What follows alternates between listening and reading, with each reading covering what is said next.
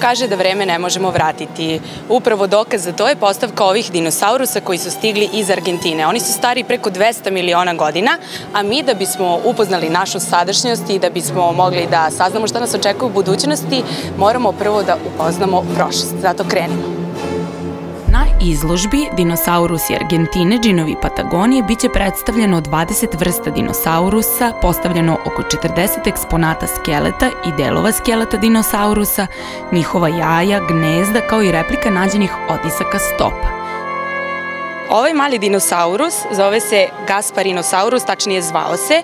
Bio je visok, odnosno dugačak 60 cm, imao je samo 4 kg i bio je biljod, što najbitnije. Zahvaljujući njemu smo mi na zemlji.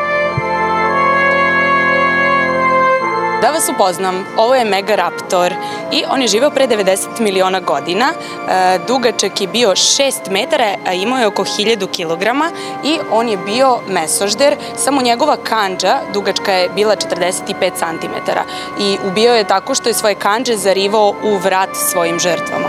Strašno.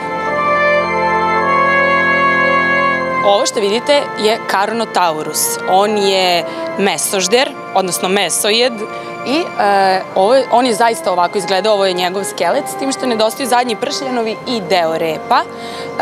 On je živeo pre 90 miliona godina, dugačak 8 metara, a težak 1200 kg.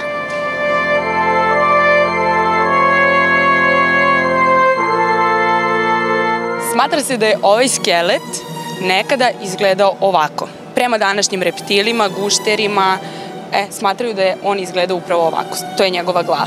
Moj čas iz biologije je završen i nadam se da je sve ono što sam vam rekla, odnosno naučila napamet, dovoljna preporuka da dođete na ovu izložbu koja će trajati još nekoliko meseci. A sada uživajte u ovim predivnim skeletima.